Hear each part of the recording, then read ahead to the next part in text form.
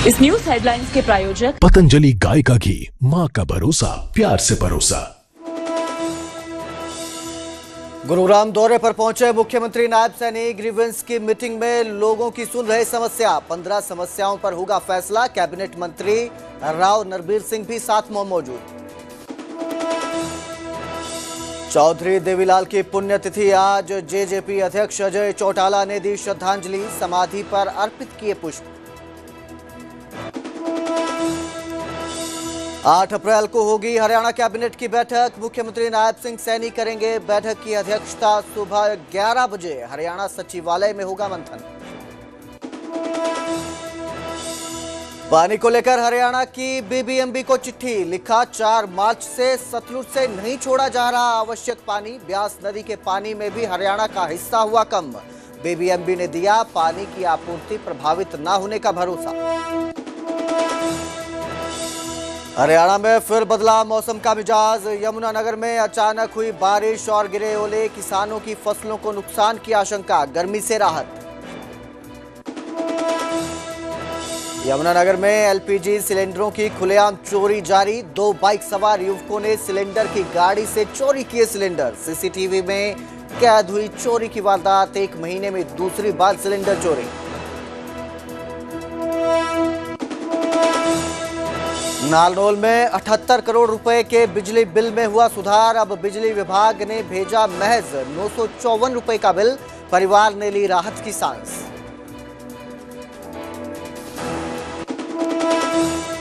Headlines के प्रायोजक पतंजलि गाय का घी, माँ का भरोसा, प्यार से परोसा।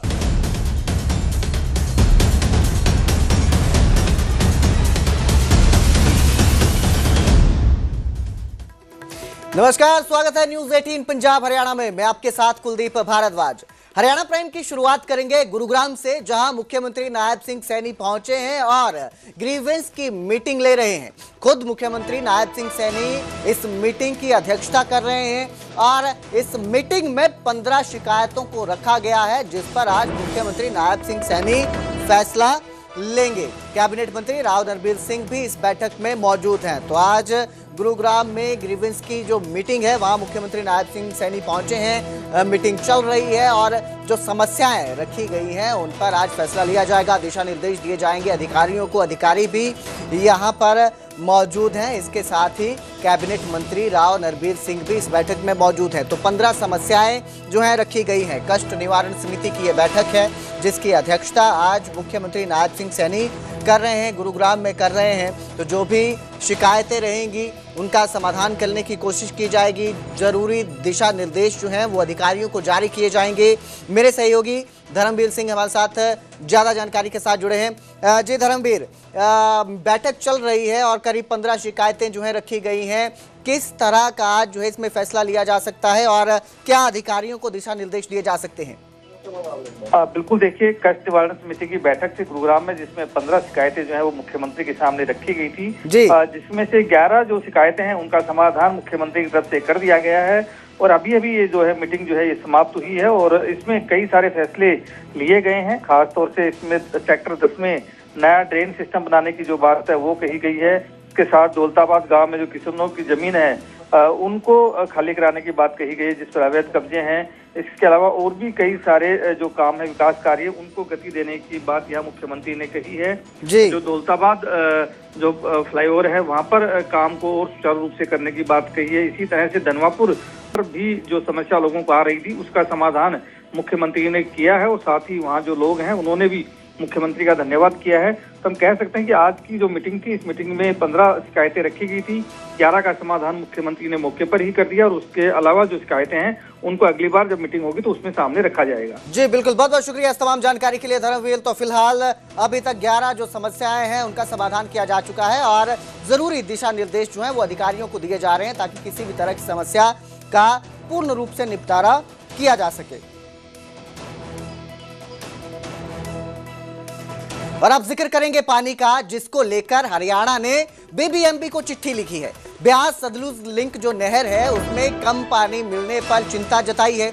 4 मार्च से हरियाणा को पानी कम मिल रहा है। सतलुज से आवश्यक पानी नहीं छोड़ा जा रहा है, ऐसा कहा जा रहा है। और 4 मार्च से पानी की निकासी में कमी दर्ज की गई है। हरियाणा का ये कहना है ब्यास नदी के पानी में हरियाणा का हिस्सा कम हो गया है, ऐसा भी कहा जा रहा है। चिट्ठी जो लिखी है उसमें ये कहा गया है कि जो पानी है आवश्यक वो 4 मार्च से नहीं छोड़ा जा रहा है और आज 6 अप्रैल हो चुका है, करीब 1 महीना जो है वो बीत चुका है और कम पानी जो है वो मिल रहा है, ऐसा हरियाणा का कहना है। वहीं साझेदार राज्यों की जरूरतों के लिए पानी उपलब्ध है, बीबीएमबी का ये कहना है इस पूरे मामले में। उन्होंने कहा कि हरियाणा में पानी की आपूर्ति प्रभावित नहीं होगी।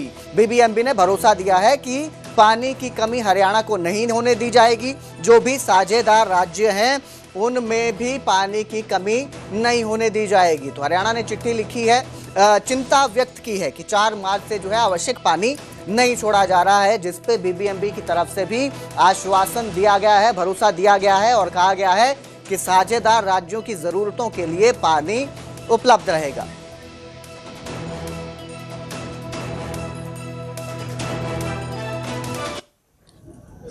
इसके अंदर 15 हमारे एजेंडे थे।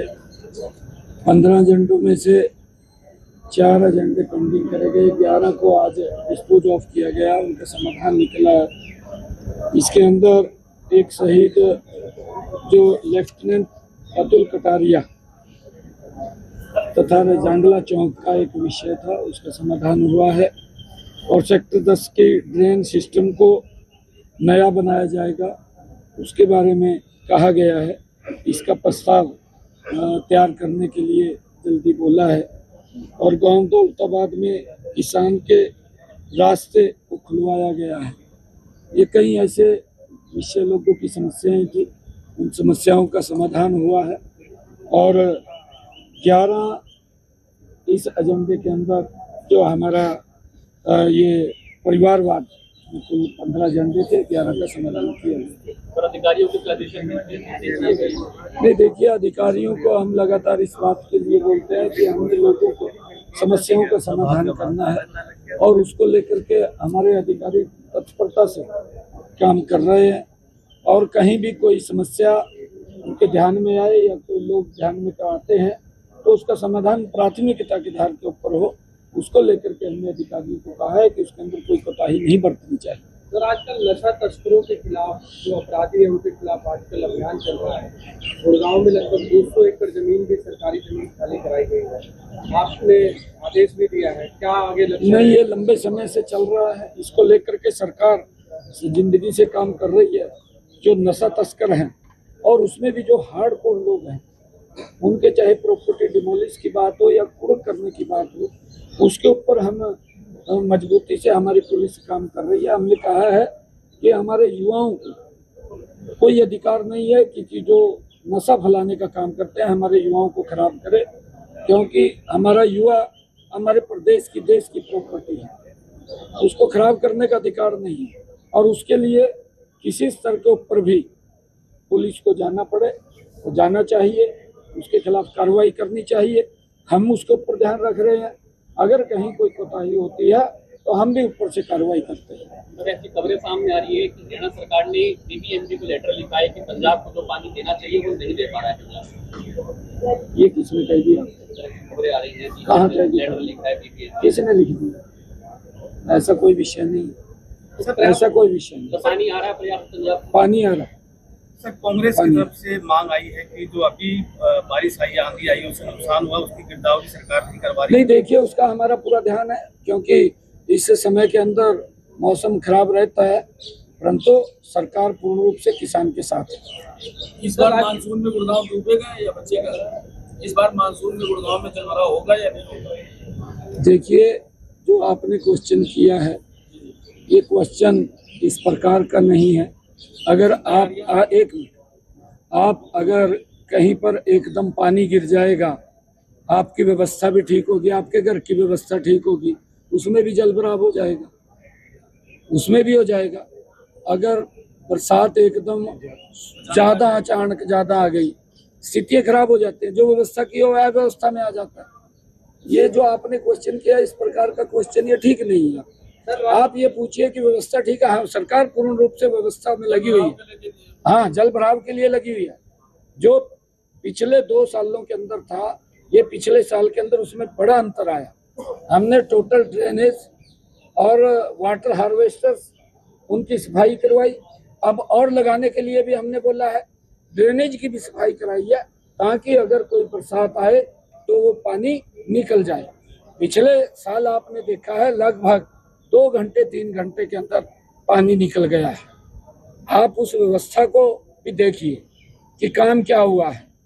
आप नेगेटिविटी की तरफ मत रहिए। राज्यसभा चुनाव में जो 5 विधायकों ने क्रॉस वोटिंग किया था, उस पर अब कांग्रेस जो है निलंबित करने की सिफारिश हो सकती है उन 5 विधायकों की, कैसा देखते हैं? देखिए, कांग्रेस का अपना इंटरनल मामला है, क्योंकि वो इनके प्रभारी और इनके विपक्ष के नेता दोनों कुर्सी डहों बैठे थे, दोनों सारी वोट देख रहे थे।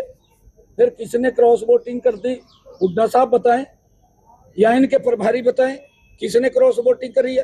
देखा तो इन्होंने दोनों ने, और कौन देखने वाला।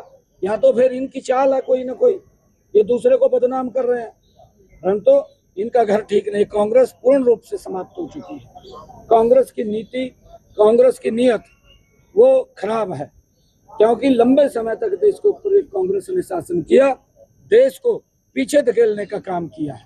कोई योजना नहीं बनी, कोई योजनाएं लोगों के हित में खड़ी नहीं हुई।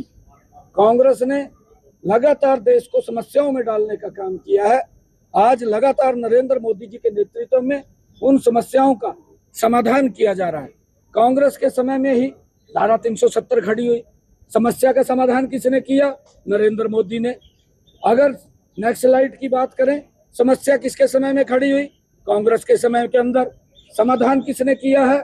नरेंद्र मोदी ने। असम के अंदर जो बोडो की समस्या खड़ी हुई, किसने खड़ी की? किसके समय में खड़ी हुई?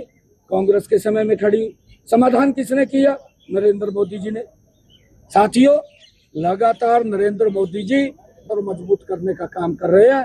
कांग्रेस ने समस्याओं को जन्म दिया, नरेंद्र मोदी जी उन समस्याओं का समाधान कर रहे हैं। अभी आपके सामने है ये पश्चिम बंगाल के अंदर भी देखिए, आज के अंदर 15 बाहर आए और उन्होंने बताया कि जो समस्याएं हैं, 11 समस्याएं जो हैं वो समाधान कर दिया गया है, बाकी दिशा निर्देश दिए गए हैं। अब जिक्र रेवाड़ी का करेंगे, जहां रोडवेज बस ने बाइक को टक्कर मार दी। टक्कर लगने से बाइक सवार पिता और बेटी घायल हो गए हैं और इस हादसे का सीसीटीवी भी सामने आया है। रेवाड़ी में बस ने बाइक को टक्कर मार दी और टक्कर लगने से बाइक सवार पिता और बेटी गंभीर रूप से घायल हुए हैं। सीसीटीवी सामने आया है, इस घटना का आपकी स्क्रीन पर आएगा थोड़ी देर में। आप देख सकते हैं कि ये जो घटना है रेवाड़ी से सामने आई है और पिता बेटी जो बाइक पर जा रहे थे उन्हें बस ने टक्कर मारी। टक्कर लगने के बाद जो बेटी और पिता है वो घायल हैं, इलाज चल रहा है उनका, अस्पताल में भर्ती हैं। आप सीसीटीवी देख सकते हैं, आपकी स्क्रीन पर नजर आ रही है कि बाइक पर वो जा रहे थे और उसी वक्त जो है रोडवेज की बस आती है, टक्कर मारती है और दोनों जो है आगे गिर जाते हैं, अगले टायर के पास जो है गिर जाते हैं। फिलहाल इलाज किया जा रहा है, जारी है। दोनों जो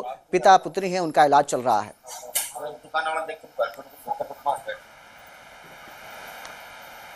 मैं नाईवाड़ी पावल रोड की तरफ से गढ़ीबोली चौक की तरफ जा रहा था। रोडवेज बस अंदर से निकली थी, बिल्कुल सामने सीधे टक्कर मार दी और फिर वो बस छोड़ के भाग गया।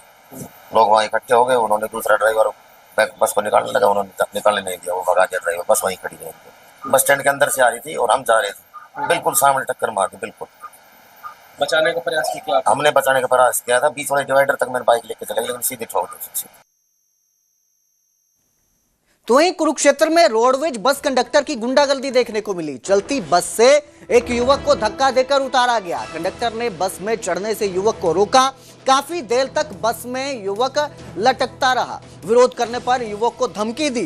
फतेहाबाद डिपो की यह बस बताई जा रही है जिसमें ये सारी गुंडागर्दी की वारदात सामने आती है और काफी बहसबाजी होती है। युवक जो है वो खिड़की पर लटका नजर आ रहा है और इस दौरान जो वीडियो में कंडक्टर नजर आ रहा है, बताया जा रहा है कि उसने धमकी भी दी कि वीडियो बनानी है तो बना लो, जो करना है कर लो, और चलती बस से युवक को उतार दिया। पूरा विवाद इस तरह से शुरू हुआ था जानकारी के मुताबिक कि युवक चलती बस में चढ़ा तो वहीं पर दरवाजे पर ही कंडक्टर ने उसे रोक दिया। हालांकि सवाल यह है कि अगर वो चलती बस में चढ़ गया है तो क्या उसे उतारना भी चलती ही बस से था? चलती बस से ही उतार दिया गया। गुंडागर्दी की यह वीडियो सामने आई है कुरुक्षेत्र से। रोडवेज का कंडक्टर है और धमकी देता नजर आ रहा है।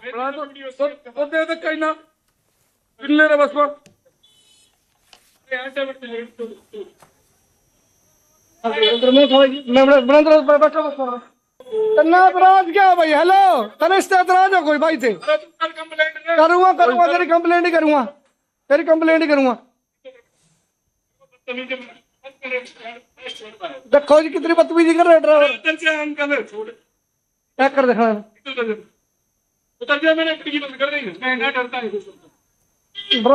ड्रागा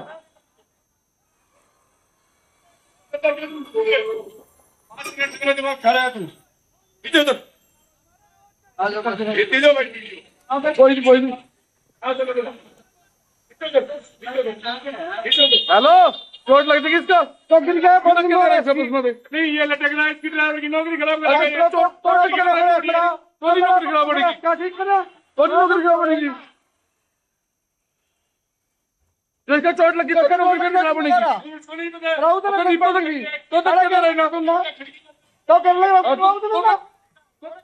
तो लगातार इस तरह की घटनाएं सामने आती रहती हैं। अब देखना यह है कि इस कंडक्टर पर किस तरह से फैसला लिया जाता है, जिस तरह से इसने चलती बस से उतार दिया युवक को। अब जिक्र यमुनानगर का करेंगे, जहां एलपीजी सिलेंडरों की खुलेआम चोरी चल रही है।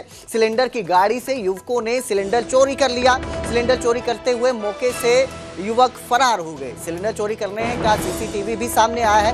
कुछ दिन पहले भी जिले में सिलेंडर चोरी हुआ था और ये वारदातें जो हैं रुक नहीं रही हैं। जिस तरह से एलपीजी संकट बना हुआ है और लोगों में भी डर का माहौल है, इस सब के बीच सिलेंडर चोरी किए जा रहे हैं सरेआम। सिलेंडर चोरी करके युवक फरार हो जाते हैं। आपकी स्क्रीन पर तस्वीरें हैं। बाइक सवार ये दो युवक हैं जो सिलेंडर की गाड़ी से सिलेंडर उठाते हैं, बाइक पर रखते हैं और फिर मौके से फरार हो जाते हैं।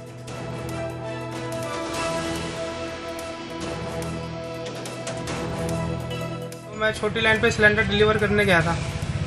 मैं ऊपर गया सिलेंडर देने, तो पीछे से दो लड़के आए बाइक पे और मेरा सिलेंडर उठा के ले गए। एक सिलेंडर ले गए, दो ले गए? एक ही ले गए सर। अच्छा जी। तो कैसे पता लगा सिलेंडर ले गए? सर मैंने जो सामने कैमरा लगा था उसमें चेक करवाया। तो कैसे आए थे वो बाइक से आए थे सर। अच्छा। तो मैं छोटी लाइन पे सिलेंडर डिलीवर कर।